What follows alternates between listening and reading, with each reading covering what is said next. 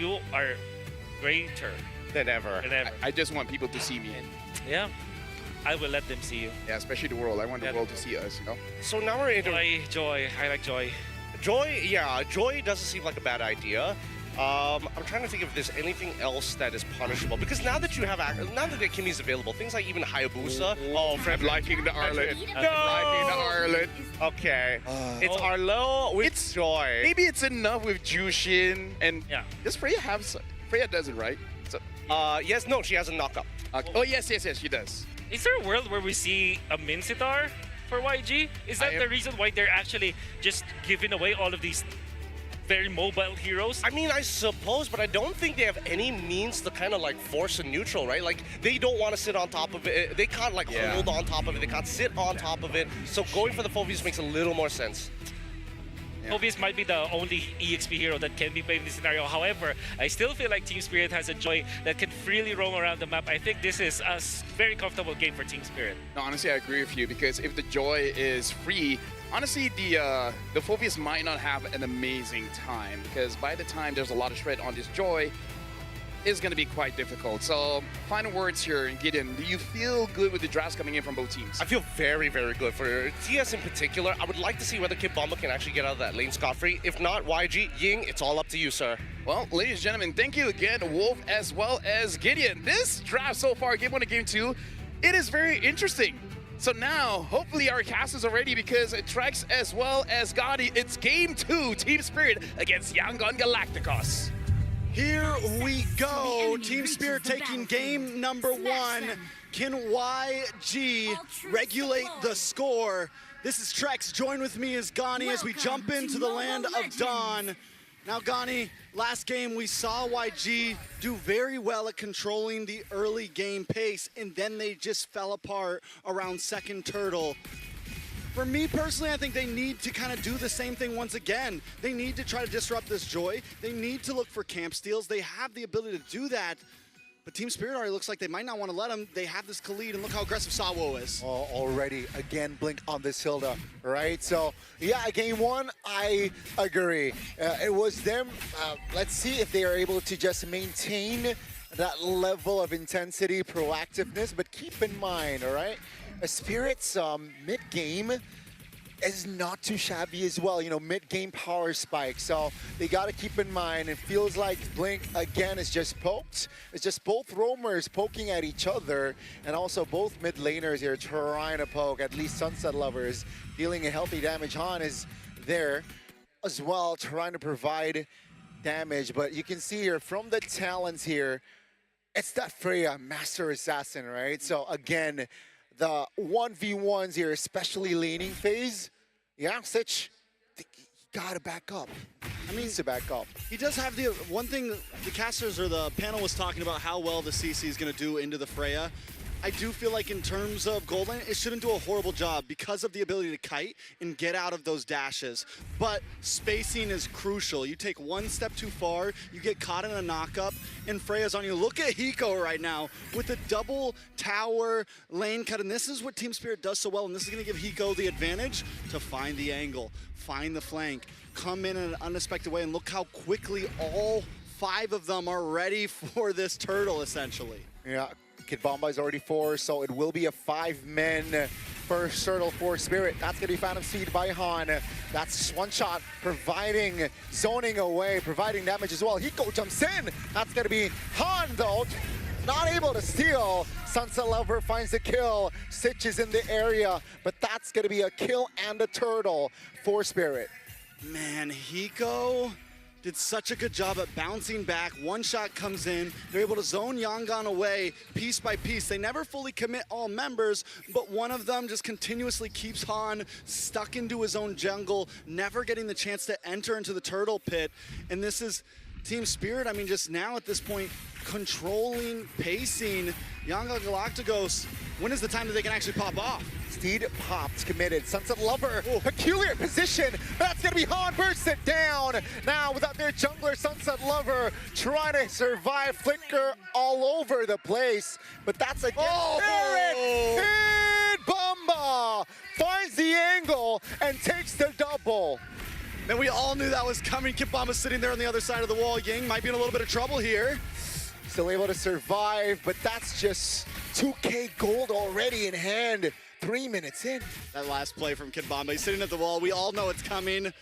Both members of Yangon Galacticos just stuck under the tower, knowing it's coming as well, like the firing squad.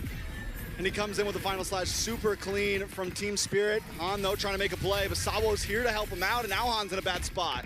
I mean, this is the problem, and this is what Team Spirit's been doing so well time after time, zoning and pacing in every single small fight. Boy, oh boy, what a treat we have here. And yeah, again, with the Genius One already in hand for one shot, that's just a spike already for this Joy. And Yangon, their adjustments here entering towards the mid-game is gonna be heavier. It's gonna be tougher for their side. And Spirit, look at what they do now. You know, no objective, tempo down. And the big problem is the Joy is supposed to be a slightly later hero, right? Yangon Galacticos, in technicality, should have had possibly a small advantage. Luckily, Sawo was on the Khalid, and I think that's what really helped Team Spirit push early on. But with Yangon Galacticos already falling behind, this Joy is only going to get more and more out of hand for them to handle. Russian pulse box. Sawo, half HP. Oh, the back, that's gonna be Blink now, trying to hold on, but Hiko is there. That's gonna be a 1-for-1. Both roamers going about down, but Ying is there. Kid Bomba in a sticky situation. Han just looking for the kill, but he's unable to do it. Hiko finds a triple again with this Freya, and that's gonna be Spirit again, just doubling their lead here. Gold-wise, kill-wise, and take a look at the farm. They're in the jungles of Yangon Galacticos. They're eyeing for this turret, but Stitch is still able to defend it for now. You know, the camera's not always on him, but I am watching him. Kid Bomba has done such an amazing job from game 1 to game 2 in that last turtle fight. He was the one making sure that Yangon Galacticos stay split up, and once the turtle was taken, once One Shot and Hiko were ready to engage more, they join up with him and clean up the rest. The curve from Blink. Oh. Displacement, uh-oh. The knock-up.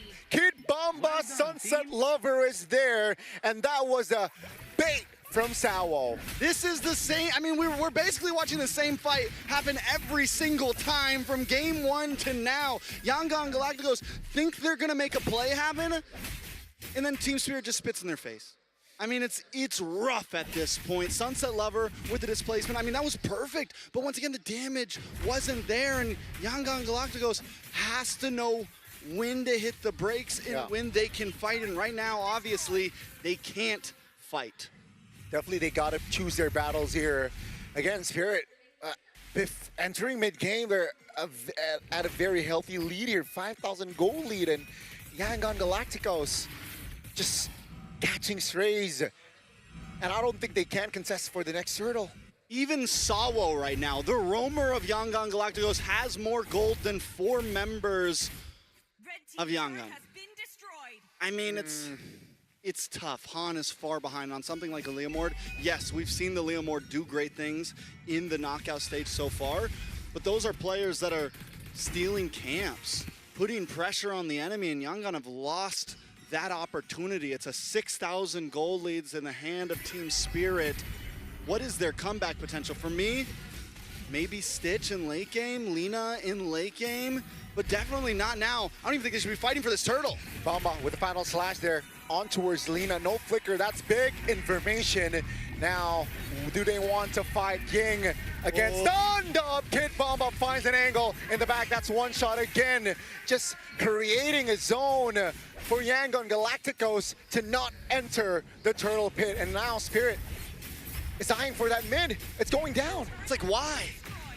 Why even go? It's the 3rd turtle. It's not the end of the world now. Han's gonna drop as well. Hiko with a mega kill, 4-0-1. One shot takes turtle. Yangon is just handing them this game on a silver platter at this point. The win con for them is you have to wait it out. We're 8 minutes in, it's 1,000 gold a minute at this point. There is no way you're winning a single fight, a single trade. Gold deals a lot of damage, and that's Hiko finding the unstoppable. Now Hiko is still again so annoying. Kid Bomba finds the angle for that final slash to connect, and Lina will be eliminated. This is not looking good. I'm gonna keep it honest here. I'm not gonna try to sugarcoat things for anybody because the fans wouldn't have it, right? So, like I said, there are win cons for YG. We've seen compositions like this pop off. CC does have a decent late game, can shred through, can kite. But at this point, we're talking 10 minutes from now. We're talking when both teams get to 60K gold and then it's just a tie game. And that's a long way from now. And the way that Yangon's been playing, I don't even know. When Skypiercer comes in for Lina, is it even worth it? I mean, yes, it's a cheap item, but at this point, maybe go for something else. And when you get the opportunity, pick it up later as 4th or 5th item, if you even get that far. But at this point, you're going to get nothing out of that item. It's a 2,000 gold lead over to Sunset Lover in the mid lane. It's a rough position. Not many teams could get out of this, and if you're going to get out of this, you need to play this game perfectly. I mean, it's quite desperate going for that Skypiercer, but that's going to be Blink again, isolated in the front, just taking everything, and that's got to be Kid Bomba taking the kill. We're not even 10 minutes in. The gold lead is already above 10,000, ladies and gentlemen. Again, things are not looking good for YG and Spirit. All they need to do is just control tempo, you know? And just wait for the next objective and so on and so forth. So far, so good for Spirit. At this point, honestly, Team Spirit, in my opinion, could try to force an end game right at this board. Yeah. The only reason why they might not is because they don't want to get loose and pull bad habits into future games. In all honesty, I feel like they could crack the can open and look for an end game here with the way YG is playing in game 2. Team Spirit, though, have been keeping it patient, which I think is a good habit, right? You want to try to carry these habits into future because, no, you can't just disrespect every team in the top 8. But with a 12.3K gold lead at only 10.5 minutes, with the type of composition, you have Hiko on a Freya, who could probably shred through 3 members easily, possibly under a tower. I mean, there was a large amount of domination. Young and Galacticos blink majorly, cannot go too deep. We saw that mistake happen from him in previous games before a Lord came in, before a big fight. He goes and jumps into 3 members. That is something we cannot see. Definitely not. Lina can't get too far. Han needs to think about when he's going to pop his Phantom Steed. They need to essentially just focus on Lord in this fight. Let's see, they still have Holy Shields. Will they have enough gas to defend? Let's see, Spirit now trying to find an angle, sieging top. And yeah, they have triggered all 3 Holy Shields. Hiko has the golden staff in hand. So, you know, attack speed-wise, it's buffed for Freya. Freya's up. I mean, Freya definitely, oh, speaking of Hiko, already diving in. Yeah, still able to get out. That's going to be knocked up, though. Ooh, take a look at that damage. Ying, the Phoveus eliminated. And that's going to be Sunset Lover just initiating for his team. That's a double for 1 shot. Team Spirit's fishing right now. Send out the fishing line. Sunset Lover catching 1 by 1, hooking them back. And Team Spirit just jumps the nets on him, pulls him in. And Blink, once again, where are you? Uh-oh. Too deep. That's what I say. Hiko gonna shred through this. There is 0 escape. Why even flicker right at that point? That's just a waste of spell. And again, Spirit 14,000 gold lead. That's a godlike for Kid Bomba. That's turret number 2 taken down. Base turret number 3 taken down. Ladies and gentlemen, we are looking at the back. Lina taken down. That's gonna be Stitch and Yang trying to defend, but it is all too powerful. Ladies and gentlemen, Team Spirit finds match point. In a dominating fashion, Team Spirit take the dub.